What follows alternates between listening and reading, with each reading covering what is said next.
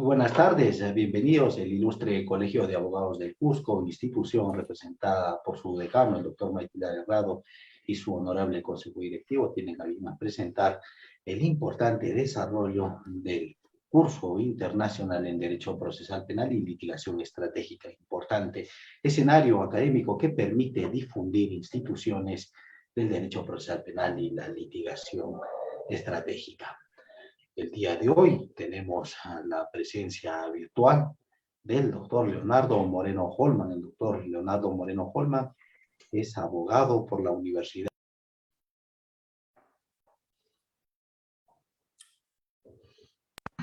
Audio, Alex.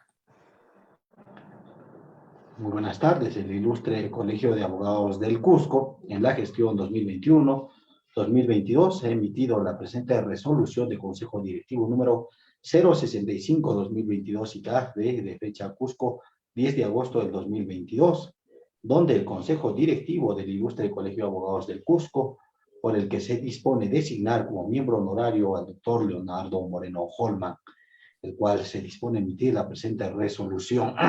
El doctor Leonardo Moreno Holman es abogado por la Universidad Diego Portales, director del Departamento de Derecho Procesal y Resolución Alternativa de Conflictos de la Escuela de Derecho de la Universidad Alberto Hurtado de Chile, docente de Derecho Procesal Penal y Litigación Oral, conferencista nacional e internacional especializado. Por estos considerandos, se ha resuelto, artículo primero, incorporar al doctor Leonardo Moreno Holman como miembro honorario del ilustre Colegio de Abogados del Cusco.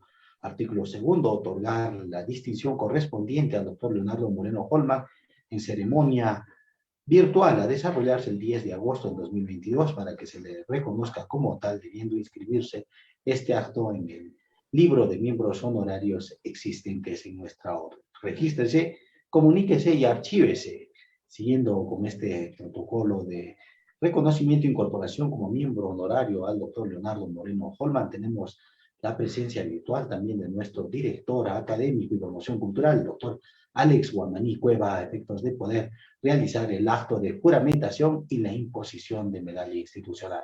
Muy buenas tardes, apreciado doctor Alex Guamaní Cueva, adelante. Muchas gracias, Alex. Es un alto honor para este colegio incorporar como miembro honorario al doctor Leonardo Moreno Holman, conocido a nivel pues, de nuestra comunidad, a nivel nacional, la comunidad jurídica, tanto así que también es miembro honorario en La Libertad, Trujillo, en Lima, en Cajamarca, y esta vez espero estar a la altura de nuestro ilustre Colegio de Abogados del Cusco y que en su oportunidad el doctor Leonardo pueda visitar a su casa, la casa de María Trinidad Enríquez, en esta oportunidad. Doctor Leonardo, por favor, si podría poner la mano para la implementación de esta parte, ¿no? En nombre de nuestro decano, el doctor Mike Pilares Herrado, como director académico del Ilustre Colegio de Abogados del Cusco, prestamos la juramentación. Doctor Leonardo Moreno Holman, juráis por Dios, por la patria, en esta oportunidad, cumplir las funciones de miembro honorario del Ilustre Colegio de Abogados del Cusco. Sí, juro. Si así lo hiciereis, Dios y este Ilustre Colegio de Abogados del Cusco os premie. Caso contrario, os demande. Doctor, muchas gracias. Permítame dar virtualmente esas palmas. Y para nosotros es un honor tener, pues, en esta oportunidad como miembro honorario y acrecentar el desarrollo académico en el sur de nuestro país, el Perú, y con nuestros hermanos, ¿no?, de la comunidad jurídica de Chile, que existe, pues, equiparadamente nuestras legislaciones, con un poco de distancia de pronto, en la aplicación del derecho penal. Y a su vez, permítame, doctor, imponer la medalla en honor a ese mérito, ¿no?, miembro honorario, Oravum Causas Melius, simbólicamente le ponemos la medalla, estimado doctor Leonardo Moreno Holman, y en calidad de director académico se ha cumplido, doctor Alex, con la juramentación como miembro honorario, y reiteramos el agradecimiento encarecidamente de parte de este Colegio Abogados del Cusco, ¿no?, por la incorporación, doctor Leonardo Moreno Holman, y reiteramos la invitación cuando venga a la ciudad del Cusco. Es su casa, la casa de María Trinidad Enríquez, del Ilustre Colegio de Abogados del Cusco, usted como miembro honorario. Muchas gracias, doctor. Muchísimas gracias. Permítame unas palabras de agradecimiento.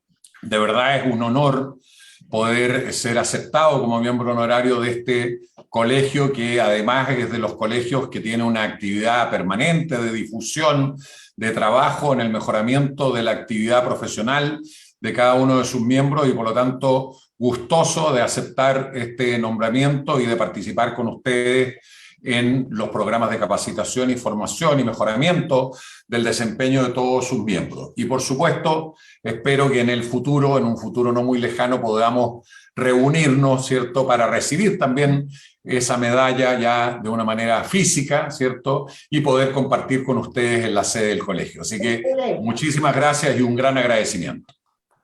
Muchísimas gracias, apreciado doctor Leonardo Moreno Holman. Agradecidos también con nuestro director académico, el doctor Alex Guamaní Cueva. Efectivamente, el día de hoy tenemos programado la ponencia magistral del doctor Leonardo Moreno Holman, quien estará abordando un importante tema dentro de este importante escenario académico, la teoría del caso. Muy buenas tardes, bienvenido y adelante, apreciado doctor, ahora miembro honorario del Ilustre Colegio de Abogados del Cusco, el doctor Leonardo Moreno Holman. Adelante.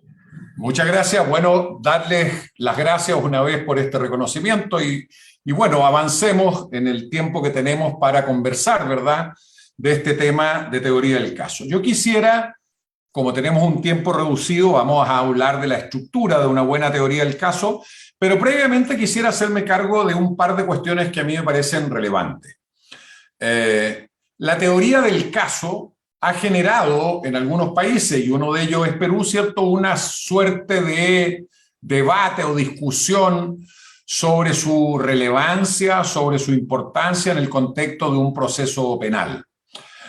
Yo quisiera decir en primer lugar que me sorprende el debate, ¿no? Me sorprende en primer lugar porque más allá de las particularidades que puedan tener los sistemas de persecución penal en cada uno de nuestros países, la litigación en audiencias orales es algo que está establecido y anclado probablemente en otras jurisdicciones, pero no hace 5 años, 10 años, sino hace cientos de años. Y por lo tanto hay una experiencia acumulada sobre cómo hacer y cómo hacer razonablemente para tener un mejor desempeño en las audiencias preliminares y en las de juicio, que a mí me parece que no se puede desperdiciar o derechamente criticar o tratar de suprimir de una plumada porque estemos hablando de una reforma en un país determinado, ¿no? En segundo lugar, a mí me parece que esta crítica que se hace a veces a la teoría del caso parte de supuestos que son enteramente falsos, y permítanme ser así de categórico. Es decir, no creo concebible que un abogado que ejerza la jurisdicción o incluso un magistrado que conozca de causas penales pueda sostener de una manera racional y justificable que en las audiencias orales los abogados van a improvisar, es decir, que todo en una audiencia depende de mi conocimiento del derecho procesal y particularmente del derecho sustantivo, y poco depende de las particularidades del caso, y que por lo tanto mi conocimiento en abstracto es el que me va a permitir desempeñarme competentemente en una audiencia. A mí me parece que eso es claramente una falacia y que es una falsedad imposible de sostener. Creo yo, por el contrario, que de alguna manera la experiencia comparada, pero también la experiencia de ustedes como litigantes o como magistrados, nos lleva a una idea que es todo lo contrario. Pareciera que el desempeño eficaz y eficiente de un litigante que por lo demás colabora a una mejor decisión del juzgador supone necesariamente el abandonar la improvisación, supone necesariamente entender que cada una de las audiencias que usted enfrenta dentro del proceso penal, sean durante la audiencia preliminar, es decir, previas al juicio, como un debate de medidas cautelares, como un debate de una audiencia preparatoria, y sin duda en la audiencia de juicio, suponen una preparación. Y esa preparación, permítanme decirles, que no es sino una planificación. Y no solo una planificación, sino que es una planificación, otra palabra que a algunos les molesta, una planificación estratégica, es decir, es una planificación destinada a obtener objetivos que yo he definido como son los que yo pretendo alcanzar en una audiencia. Nadie va a litigar una audiencia para ver qué es lo que resuelve un tribunal. Cada vez que usted litiga en una audiencia, lo hace con el propósito de obtener una decisión favorable a su pretensión por parte del tribunal. Es decir, nuestra tarea es generar convicción en el tribunal, pero no de una manera abstracta, sino de una manera concreta, para que el tribunal acoja nuestra versión. Bueno, esa versión que está configurada en esta planificación y que supone el cumplimiento de objetivos estratégicos, bueno, se llama teoría del caso.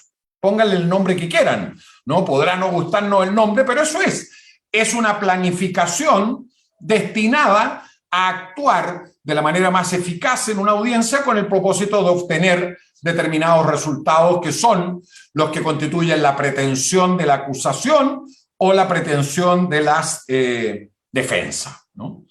En segundo lugar, una segunda cuestión que a mí me parece que también es falaz es pretender decir que esta teoría del caso entonces se vincula y se relaciona únicamente con una especie de artilugios mágicos, ¿no? Que tienen que ver con solo considerar los hechos y solo la persuasión. Eso también es falso. Un componente esencial de la teoría del caso es la teoría jurídica. Es decir, de nuevo, pareciera un sinsentido no comprender que cuando usted argumenta o plantea un caso ante un tribunal, lo que usted busca son consecuencias jurídicas. Y esas consecuencias jurídicas o están determinadas en el derecho sustantivo penal, que es el que básicamente vamos a debatir en el contexto de un juicio oral, o incluso pueden tener que ver con cuestiones constitucionales o cuestiones procesales que se van a debatir en las audiencias preliminares, como el estatuto legal de la detención, la procedencia o no de una medida cautelar, la exclusión o no de una determinada evidencia. Es decir, todo aquello que significa un debate fáctico ante el tribunal tiene por finalidad demostrarle al tribunal que esos hechos se conectan con una cuestión normativa que define la consecuencia que usted busca como litigante. Entonces, tampoco es cierto que esta teoría del caso entonces esté desconectada de un componente normativo. En tercer lugar, que lo he escuchado en una última publicación que leí allí en Perú, es decir, mire, la teoría del caso no sirve porque la teoría del caso solo opera para el juicio oral. O sea, permítanme decirles que todo lo que se ha escrito en Latinoamérica, a lo menos, nos deja en claro, no sé, ustedes habrán leído a Leticia Lorenzo, a Gonzalo Rúa, o a otros autores que se han preocupado de la planificación de la teoría de un caso, al mismo Gesber Benavente, ¿verdad?, que es de vuestra nacionalidad, decir que la teoría del caso debe construirse desde que se asume un caso. Y por lo tanto, una teoría del caso plantea hipótesis y versiones de hecho y cuestiones jurídicamente relevantes destinadas a ser resueltas en audiencias preliminares, previas al juicio, y por supuesto también tiene que hacerse cargo, como toda planificación, que debe hacerse cargo del escenario más riesgoso, se hace cargo de la eventualidad de un juicio oral y cuál es la mejor forma de enfrentar ese juicio oral. Y por tanto, una teoría del caso debe abarcar el proceso penal en su integridad. De hecho, aquel que es fiscal sabe que él puede partir con ciertas hipótesis preliminares de trabajo destinadas a partir de la información que obtiene de la denuncia o de los antecedentes de la policía y que luego va a ir mejorando, modificando o incluso a veces desechando a medida que la investigación avanza y constituye una hipótesis definitiva de trabajo que se va a plasmar en su acusación, ¿verdad? Entonces, una vez más, no es cierto que la teoría del caso solo tenga sentido para el juicio o que esa teoría del caso esté fijada definitivamente al momento en que se recibe una denuncia o que se realizan los primeros actos de investigación. ¿Qué sentido tendría, permítanme decirlo así, que consideremos plazos de investigación si es que no es posible que aquel que construyó una hipótesis no la pueda modificar, no la pueda alterar o incluso no la pueda descartar? En cuarto lugar, que también me parece muy relevante, es importante entender que una buena teoría del caso es indispensable, ahora sí, pensando en un juicio, es indispensable en el contexto de un juicio oral por una razón muy simple. Porque el resto de las técnicas de litigación, que en el caso de los detractores de la teoría del caso no las desprecian como una forma de presentación de la información que proveen las evidencias, es decir, cómo se actúa la prueba, nadie desconoce en ese contexto la relevancia de un alegato, de un interrogatorio, de un contrainterrogatorio, de la posibilidad de controlar la información a través de las objeciones. Bueno, déjenme decirles que las técnicas de litigación tienen un problema evidente. Las técnicas de litigación son eso, una técnica, una receta. Nos dicen cómo hacer correctamente algo. Y uno puede aprender, y ese es el sentido del entrenamiento y de las simulaciones y del que ustedes asistan a cursos de perfeccionamiento. Bueno, lo que usted va a aprender es cómo ejecutar correctamente la técnica.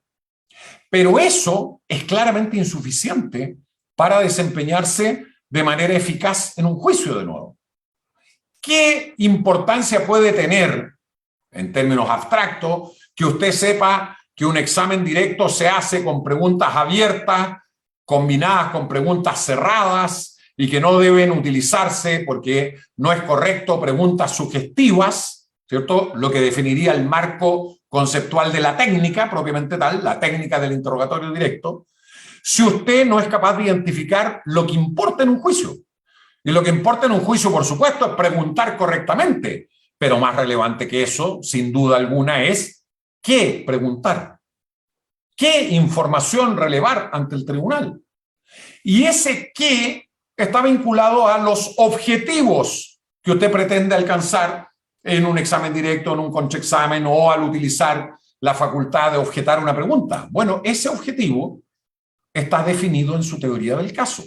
Es decir, hay un vínculo indisoluble entre la teoría del caso como planificación que me entrega, me ilumina acerca de cuáles son los objetivos que yo debo alcanzar en un juicio y la ejecución concreta de cada una de las técnicas de litigación que me permiten ahora, en el marco de un juicio, cumpliendo las reglas lógicas de un juicio, para decir dos evidentes, la evidencia es la que debe proporcionar la información y los abogados no somos fuente de información, ¿cierto? La utilización correcta de esa técnica es la que me permite alcanzar el objetivo, pero desde la perspectiva de la decisión del tribunal, lo importante es que usted ejecute correctamente una técnica, pero con un objetivo determinado, presentar información de su teoría del caso que resuelva las cuestiones jurídicas sobre las cuales el juez tiene que pronunciarse.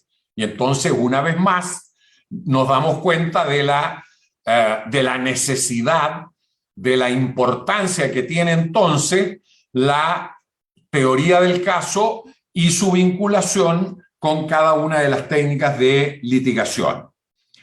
Fíjense, adicionalmente a esto podemos vincularlo con la prueba propiamente tal. La prueba tiene otro defecto en juicio, ¿no? Y que de nuevo es indesmentible. La prueba tiene un problema, la prueba es fragmentaria. Lo que usted hace es presentar porciones de información que provienen de un documento, que provienen de la opinión de un perito, que provienen del testimonio de un declarante, que se pueden desprender de un objeto material que usted quiere incorporar al juicio. Y la pregunta es, bueno, ¿y eso es suficiente también? Y la respuesta de nuevo pareciera que no. Un litigante que tiene un determinado objetivo definido por su teoría del caso, tiene que darle sentido a la prueba. Tiene que presentarla de una manera que sea capaz de justificar el relato que pretende presentar al tribunal, ¿no? Y entonces la presentación correcta de la prueba supone un litigante que ha definido con anterioridad cuál es la mejor manera de presentar esa información al tribunal. Y esto no es falsear información, esto tiene que ver con una cuestión obvia, en que usted tiene que, en un escenario complejo, contradictorio, como es el del juicio, presentar la información de la manera más fácil de acceder por el tribunal. Esto nos lleva a algo que el propio Tarufo que nadie podría decir que es alguien que favorecía estos modelos adversariales o de técnicas de litigación, sino que más bien era un racionalista, ¿cierto? Él reconocía que una buena historia judicial, por un lado, debe ser verdadera, en el sentido de que en el lenguaje judicial un hecho solo vale en la medida que ha sido debidamente justificado, pero también él reconocía que una historia judicial puede ser buena historia. Y una buena historia es aquella que se presenta de una manera que favorece su conocimiento, la posibilidad de que sea aceptada por quien debe resolver, en este caso, por el tribunal. Y eso nos lleva a otra palabra que a veces a algunas personas les molesta: la presentación, ¿cierto?, eficaz, eficiente, persuasiva de una versión. No basta solo describir los hechos. Usted no solo quiere que el tribunal conozca un hecho, usted quiere que el tribunal lo dé por establecido, porque eso presupone avanzar a la posibilidad de obtener una decisión favorable a su interés. Y por lo tanto, esta idea, de nuevo, de lo persuasivo, sí es un componente relevante de cualquier argumentación o presentación en una audiencia. De hecho, también opera para las alegaciones en las audiencias preliminares, donde, como dice Leticia Lorenzo, a través de una oralidad argumentativa basada prioritariamente en los antecedentes recogidos en la carpeta investigativa o en el legajo investigativo de la Fiscalía, usted va a hacer presente ante el tribunal argumentos anclados en estos antecedentes investigativos que le van a permitir plantear que una detención es legal, la procedencia de una medida cautelar y su intensidad, la procedencia de un acto de molestia o medida intrusiva respecto de la posibilidad de afectar garantías individuales de un ciudadano para obtener evidencia inculpatoria, etc. Y finalmente, también es un hecho que a mí me parece indiscutible, ¿no?, que por supuesto, y Binder, que de nuevo nadie podría decir que no es partidario de los modelos de reforma en Latinoamérica, pone de énfasis: estas técnicas de litigación y la teoría del caso no son una burla a la verdad. El proceso penal está enfocado en establecer la verdad de los hechos. Y esto tiene que ver con una cuestión de legitimidad del sistema de justicia penal. Si un sistema de justicia penal se aparta de lo que efectivamente ocurre en una sociedad, se deslegitima y avanzamos hacia el peor de los caminos: la justicia por mano propia, el desencanto de las víctimas del sistema de persecución y el abandono entonces de las soluciones regladas de solución de los conflictos para avanzar a ese espacio sin límite y sin control de la justicia por mano propia. Pero eso no significa que en el contexto de un juicio los abogados tenemos un rol relevante. No se reproduce en un juicio ni en una audiencia toda la realidad de un suceso ocurrido en el pasado. Los abogados están llamados a intervenir los hechos en el buen sentido de la palabra. ¿Qué significa esto? Que los abogados son los que tienen que identificar de los hechos de un caso cuáles de ellos tienen una importancia jurídica, porque se reconducen o se vinculan con las cuestiones normativas a resolver.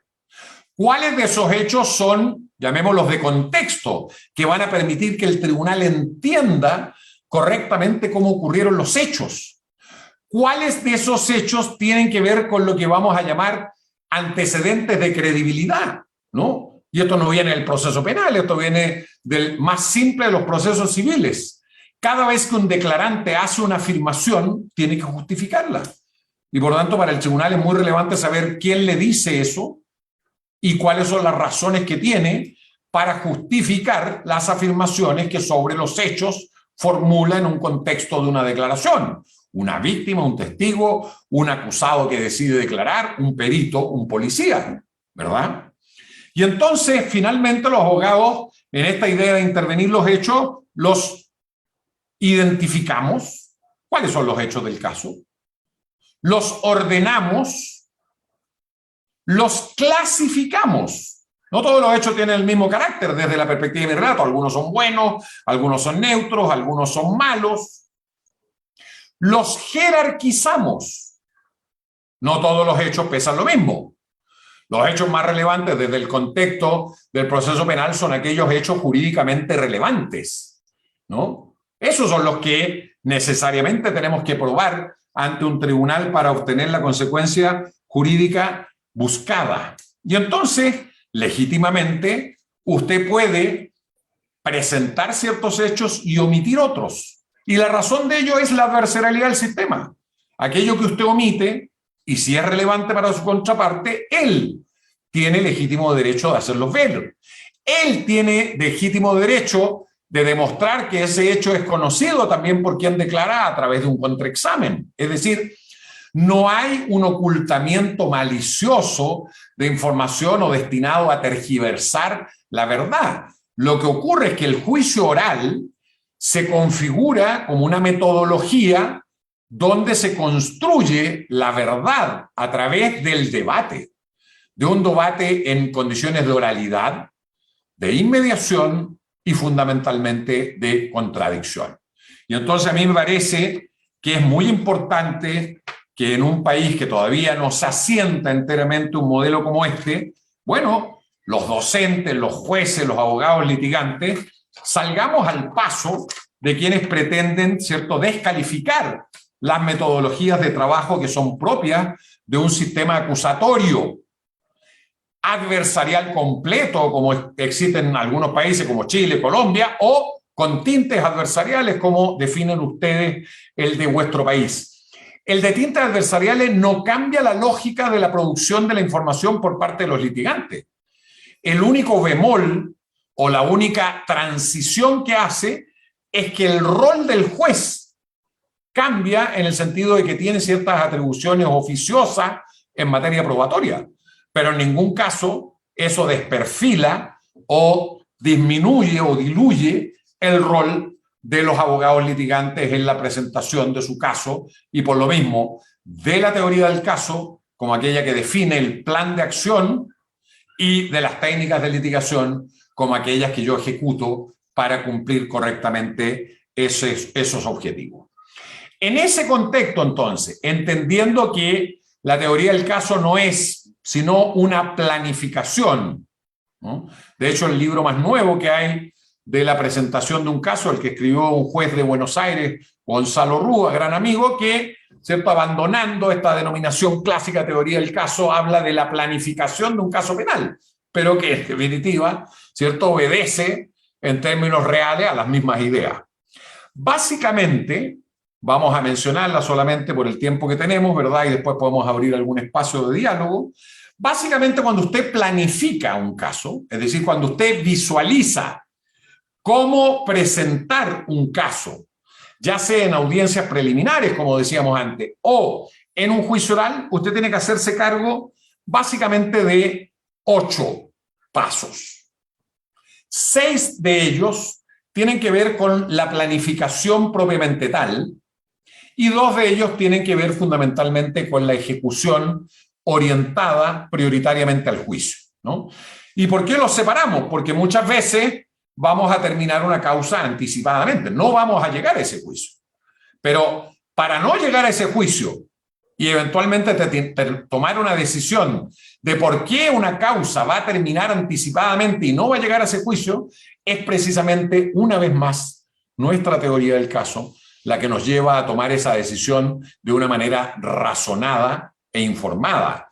Y esto también es muy importante, no solo para nuestros clientes, una víctima, para un abogado particular, un imputado o incluso para los abogados institucionales, como un fiscal o un defensor, porque lo que no puede pasar es que un sistema abandone los intereses que están en juego, el interés de la sociedad, el interés de la víctima y el interés del imputado como aquel que es objeto de la persecución penal. Esos intereses tienen que ser considerados en una decisión.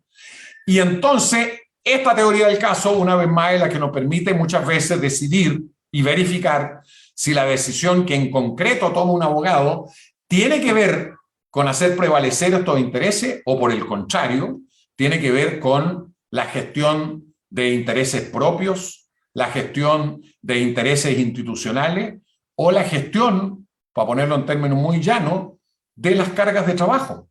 Y entonces yo tomo decisiones no porque sea la mejor solución para el caso, es que quiero tener menos trabajo y eso supone ampliar las posibilidades de deshacerme, permítanme que lo diga así de claro, de deshacerme de ciertas causas. Entonces, todo esto está bajo el amparo y la posibilidad de considerar esta teoría del caso.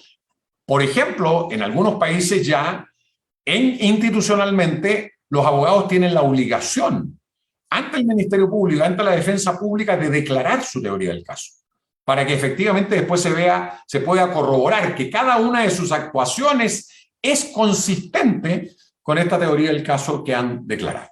Pero bueno, como nos quedan unos minutitos, mencionemos las etapas y conversamos de las dudas que ustedes tengan. Primer trabajo de un abogado. Tiene que identificar cuál es la versión de hechos que va a presentar ante el tribunal. No es inventar algo, es a partir de los antecedentes existentes en el caso, cuál es la versión de hechos razonable que yo voy a presentar ante el tribunal. ¿Por qué? Porque esto se va a discutir argumentativamente en la audiencia preliminar y se va a discutir en el juicio. El tribunal tiene que saber cuál es el desarrollo, la secuencia, la cronología que usted sostiene ocurrió en un momento determinado que luego usted va a vincular con una cuestión jurídica. Por lo tanto, versión de hechos.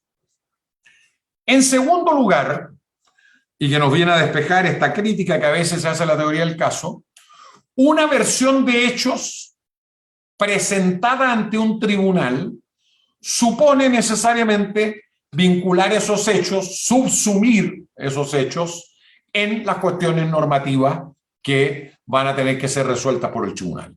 Y por lo tanto, el segundo paso de construcción de una teoría del caso es la identificación de la teoría jurídica. Y esta teoría jurídica, de nuevo, desmintiendo aquellas críticas, tiene dos vertientes, ¿verdad? Una vertiente está orientada fundamentalmente en el derecho sustantivo, la concurrencia o no del tipo penal, de los elementos que lo configuran, objetivos, subjetivos, la concurrencia de circunstancias modificatorias de responsabilidad penal, la concurrencia de eximentes de responsabilidad penal en el caso de la defensa. Pero también tiene que ver con cuestiones que se van a debatir, insisto, en las audiencias preliminares. Componentes del estatuto legal de la detención, requisitos y fundamentación de las medidas cautelares personales, debates de procedencia en que tendrá un papel relevante el principio de proporcionalidad en sentido amplio, la idoneidad y la necesidad a propósito de debates de medidas que puedan significar afectación de garantías individuales. Es decir, la teoría del caso tiene que hacerse cargo de un conjunto de cuestiones procesales, penales y a veces constitucionales, ¿verdad? Por ejemplo, aquellas asociadas a los debates referidos a la prueba ilícita propiamente tal, que supone una obtención con vulneración de garantías constitucionales. Y entonces la identificación correcta de esa teoría jurídica y la identificación de la oportunidad en que esa teoría jurídica debe hacerse valer en el contexto de un proceso penal es algo, por supuesto, de la mayor relevancia. En tercer lugar, usted tiene que identificar lo que se denominan, de nuevo, da lo mismo la denominación, lo que importa es qué es lo que está detrás, lo que se ha denominado las proposiciones fácticas de un caso. ¿Y qué significa eso? Que en los juicios reales lo que se prueban son afirmaciones sobre los hechos no son probables, ¿no? Lo que yo pruebo, y de nuevo cito a Tarufo, son afirmaciones que sobre esos hechos se pueden desprender de la declaración de un testigo, de la víctima, del acusado, de un perito, etc. O que provienen del contenido de un documento, ¿no? Son afirmaciones. Bueno, y entonces es muy importante que el abogado identifique con claridad qué es lo que tiene que escuchar el tribunal, cuál es la información concreta, específica, que debe relevarse ante un tribunal para obtener una decisión favorable a nuestra posición, ¿verdad? Y esto será muy importante porque en la medida que usted delimite el objeto de la prueba, entonces va a poder calificar con posterioridad si la evidencia que se pretende utilizar es útil o no a ese propósito. ¿Y esto por qué es tan relevante en el contexto de un proceso penal? Porque a diferencia de un proceso laboral, a diferencia de un proceso civil, a diferencia de un proceso de familia, no existe aquí el auxilio del juez, ¿no?, que dicta una resolución que fija los puntos de prueba, los hechos a probar, como ocurre en otras jurisdicciones. Aquí en materia penal no. Lo que tenemos es la acusación del fiscal y la tesis o teoría del caso de la defensa. Y eso es lo que va a definir, en definitiva, cuál es el objeto del juicio y cuáles son las cuestiones entonces a probar. Y entonces identificar concretamente qué es lo que debo probar es esencial. Y habiendo identificado el objeto de la prueba, entonces ahora sí, cuarto paso, puedo avanzar a cuál es la prueba en concreto que me permite acreditar esos hechos. Y ahí tenemos en principio, ¿cierto?, el principio de libertad probatoria, en el sentido de que en estos modelos cualquier fuente de información puede ser utilizada para acreditar esos hechos, con las dos limitaciones propias de un sistema penal democrático. Tienen que haberse obtenido regularmente, lo que permite excluir la prueba ilícita, y deben producirse o actuarse conforme a las reglas del juicio, porque ese es el mecanismo de construcción de la verdad de un proceso penal acusatorio, que se haga en la audiencia de juicio, ¿no? Y de ahí derivan algunas ideas que hay que proteger. La prohibición de sustitución de un registro previo por una declaración, o sea, perdón, la prohibición de sustitución de una declaración por un registro previo, por ejemplo. Allí donde la prueba está constituida por una declaración, no queremos que nos traigan un registro de esa declaración. Queremos la comparecencia personal de ese declarante en juicio. Una vez que tenemos estos cuatro pasos, pasamos a uno quinto, que es la identificación de la teoría del caso del otro. Alguien dirá, bueno, porque ese paso no es necesario, porque en el momento del juicio lo vamos a saber. Sí, sin duda. Pero ¿quieren decir ellos que entonces no es importante que yo vaya como fiscal a una audiencia en que voy a defender la detención de Leonardo Moreno y no visualice qué podría cuestionar la defensa? ¿Aparece como razonable que yo presente mi acusación y haga mis ofrecimientos de prueba para la audiencia de debate previo al juicio sin visualizar si alguno de esos ofrecimientos va a ser discutido por la defensa solicitando su exclusión? ¿Parece razonable que yo vaya a un debate de medidas cautelares sin visualizar si la defensa puede levantar un debate de arraigo laboral, familiar, o que pueda discutir algún elemento referido al hecho punible o la participación? A mí me parece que no.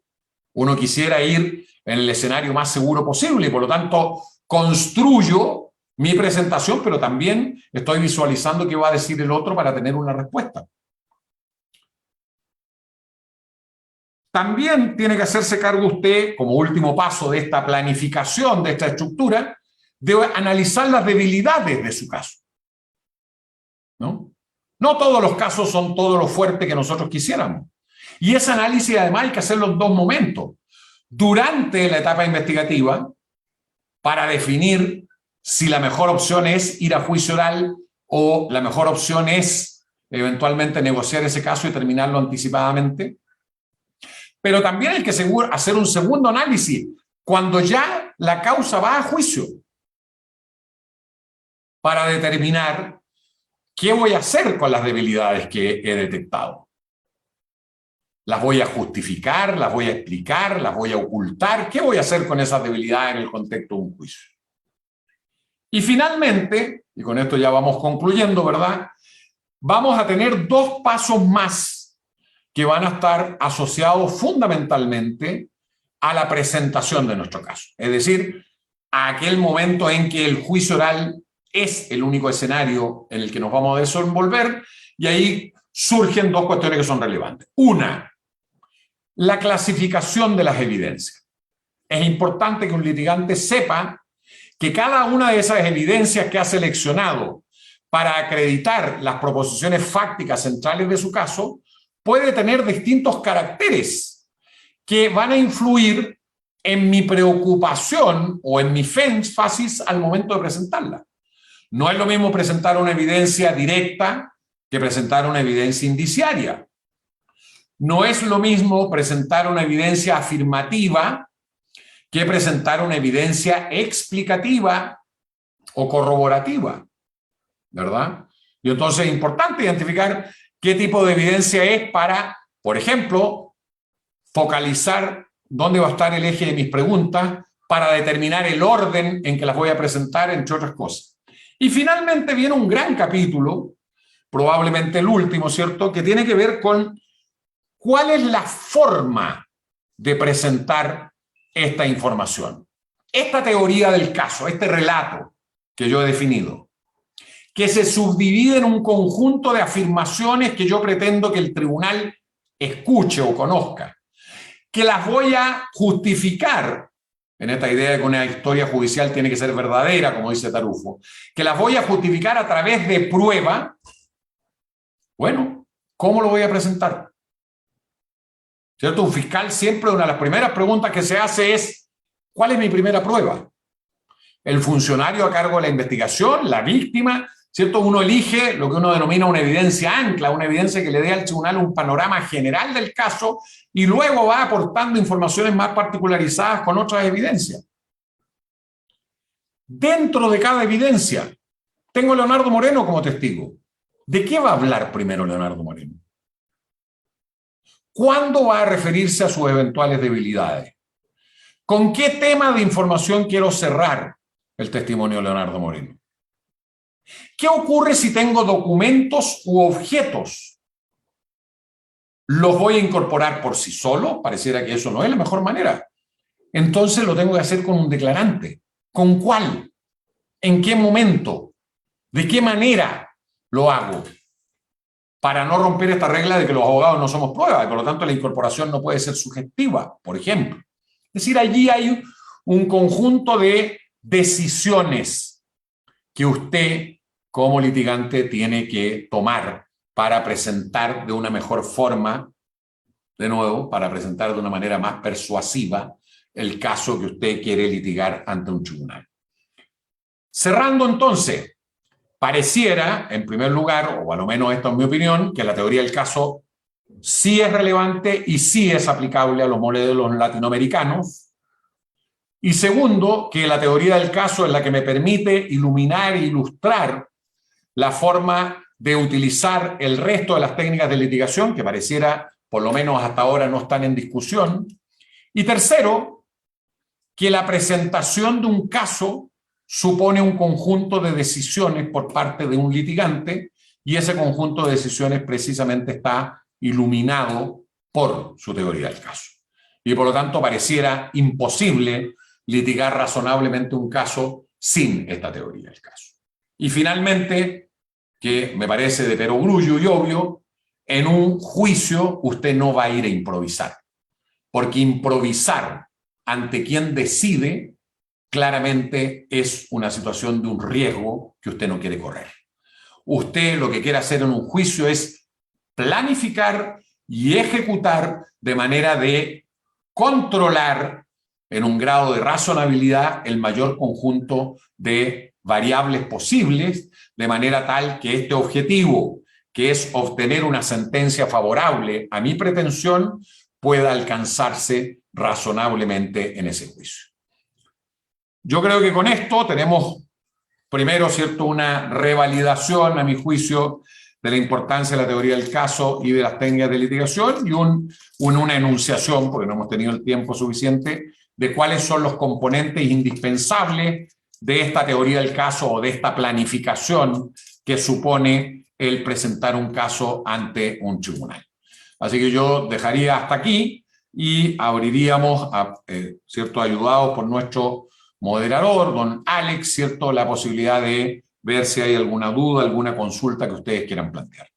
Muchas gracias, apreciado doctor Leonardo Moreno. Felicitaciones por su importante disertación en este importante curso internacional de Derecho Procesal Penal y Litigación Estratégica.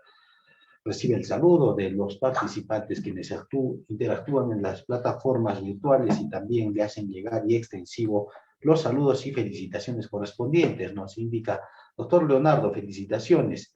Brian, ¿cómo debe elaborarse o construirse una efectiva teoría del caso, doctor Leonardo? Nos indica.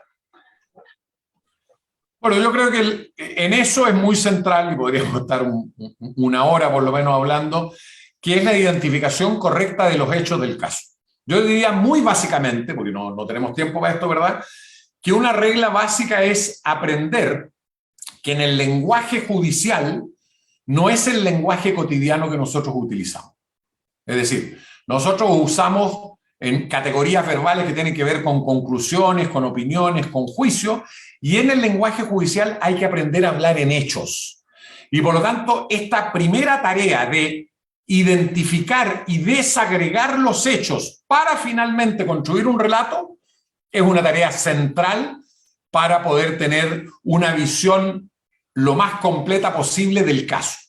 Segunda idea, cuando usted analiza los hechos, no solo tiene que analizar los hechos que son favorables para usted, porque la dinámica adversarial de las audiencias presupone que el tribunal también va a conocer el punto de vista de su contraparte y por lo tanto también va a conocer aquellos hechos que, siendo buenos para él, su contraparte, van a ser hechos malos para usted. Y por tanto, una buena teoría del caso se hace cargo de la mayor cantidad de hechos posibles.